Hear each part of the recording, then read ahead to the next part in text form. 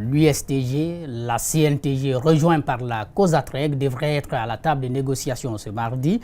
Réunis hier à la Bourse du Travail, les trois centrales ont réaffirmé leur volonté de poursuivre la grève générale illimitée dont les effets ont du mal à se faire sentir dans le pays.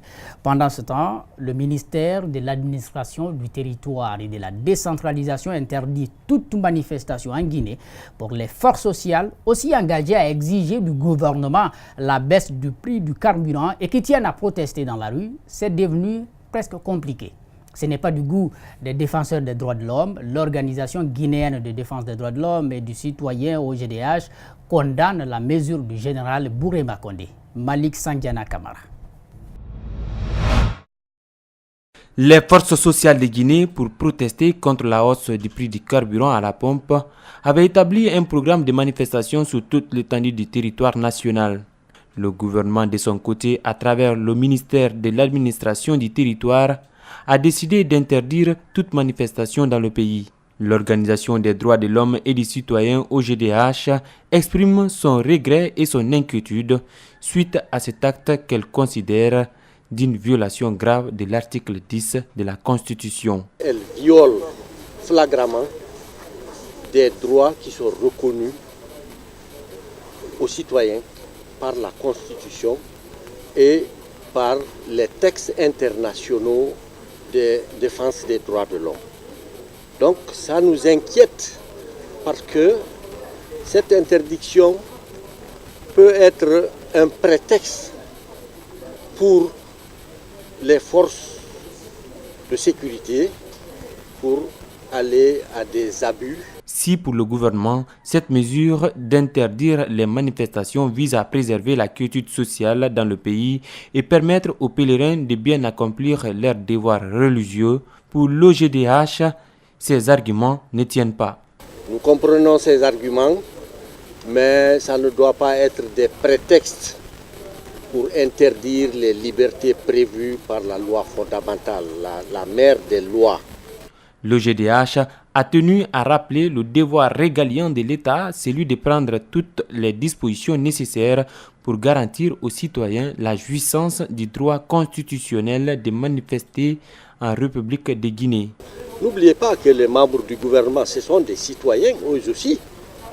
Et il faut qu'ils respectent et ils fassent respecter la loi. Comme le président de la République a juré devant le peuple de respecter et de faire respecter la Constitution et les lois de la République. Cette organisation n'a par ailleurs pas caché son soutien à l'endroit des forces sociales de Guinée qui se battent pour faire baisser le prix du carburant à la pompe. Des candidats au Hajj 2018 souffrent au centre islamique de Donka. Certains sont sur place depuis plusieurs jours. En attendant leur départ, ils sont partagés entre crainte et angoisse au point de tomber malades. D'autres parmi eux accusent les responsables religieux d'arnaquer des candidats au pèlerinage. Du côté des responsables, aucun répondant. Mamadou Kalisso, Amara Alexila. Nous sommes au centre islamique de Donka. C'est ici que les candidats au pèlerinage récupèrent leur dossier pour la Mecque. Mais bon nombre d'entre eux ont fait plusieurs jours ici sans pouvoir voyager. C'est le cas de Sékou Tidiane Condé qui se rend au lieu saint de l'islam pour le compte du pouvoir en place. Il a passé plus de 10 jours sur place, dit-il. Son départ a été avorté à maintes reprises. Il accuse certains responsables du centre islamique de Donka d'arnaquer des pèlerins. Chaque jour, on dit les passeports ne sont pas visés, les passeports ne sont pas visés. Et ils sont en train de prendre l'argent dans la main des autres ici, on voit ici, pour les faire partir. Ils disent maintenant d'attendre aujourd'hui que nous allons partir. Si nous ne partons pas aujourd'hui, vraiment, nous tous, nous allons sortir sur le chef de l'État. Nous n'avons pas pu avoir les mises en cause pour étayer ces allégations. D'autres candidats au Hajj, exténués et angoissés, n'en peuvent plus. Vraiment, c'est très désolant. Pourquoi? Parce que hier, depuis 14h, nous avions programmé qu'il devrait voyager vers 18h. Mais tel ne fut pas le cas. Il a passé la nuit. Vous avez vu, vous avez visité, vous l'avez trouvé. Il est déjà malade. Franchement, je suis là à courir derrière lui pour trouver des médicaments ou la solution pour qu'il puisse partir. Mais impossible jusqu'à présent. Cet autre fidèle devrait voyager depuis le 4 août, mais jusqu'à présent, il est sur place. Les responsables d'agences de voyage parlent de manque d'avions, ce qui irrite ces candidats. Il n'y a pas de vol, on est là, il fait chaud. Nous avons parlé avec beaucoup de gens, ils sont là, ça fait 3, 4, 5 jours, ils sont là. Regardez, il y a moins de tout là. Ils ont trop souffert, regardez, ils passent la nuit ici. Certains ont leurs pieds enflés déjà.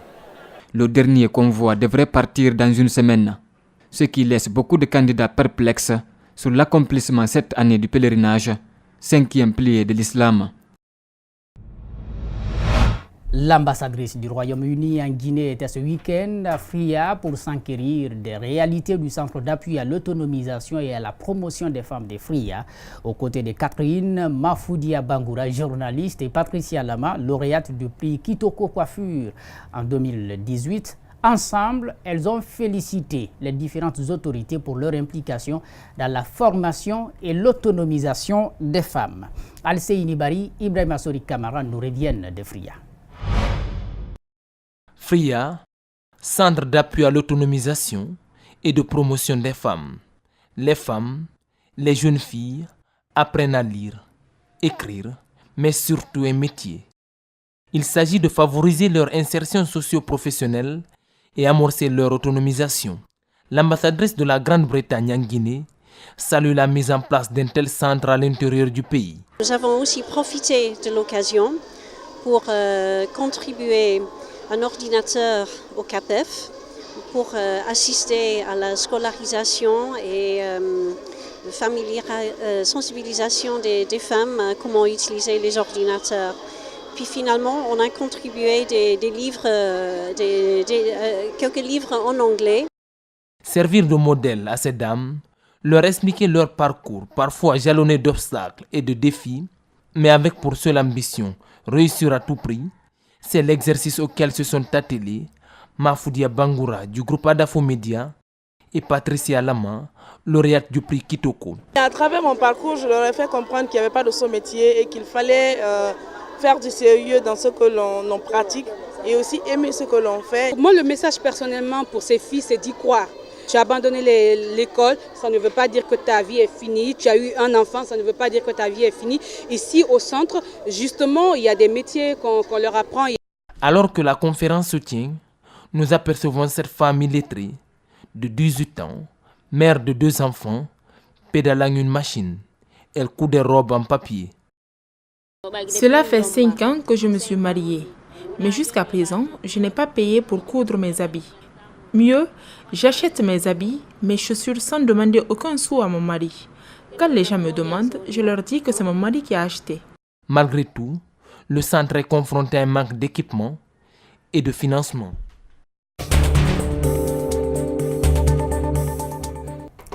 Laissez-nous travailler. C'est sous ce slogan que des associations de presse maliennes et le syndicat national des journalistes se sont retrouvés samedi dernier à la Maison de la Presse de Bamako.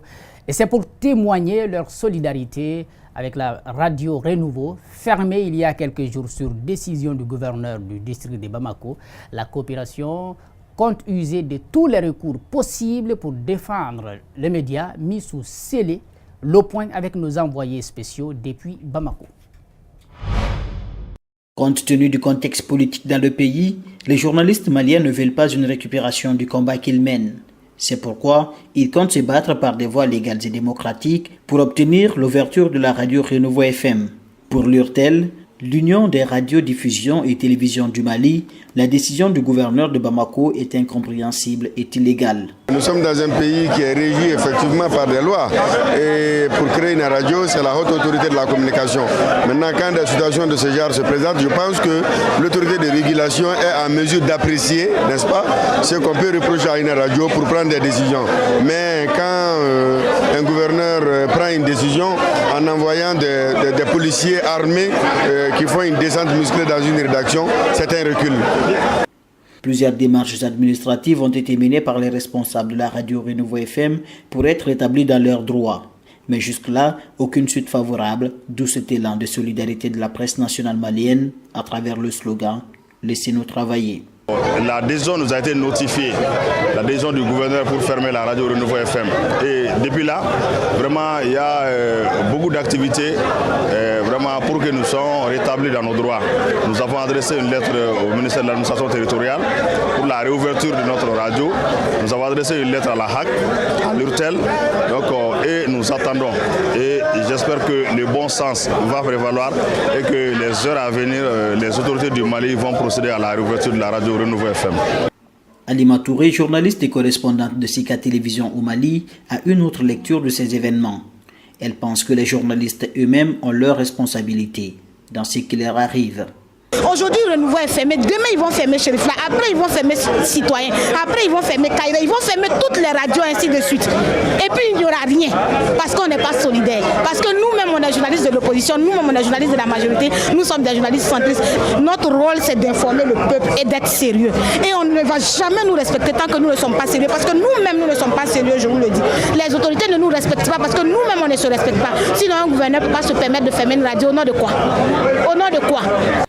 Il y a quelques mois, le responsable d'un site local a été arrêté et emprisonné pendant 5 jours et continue tous les vendredis à se présenter à la commune 3 de Bamako.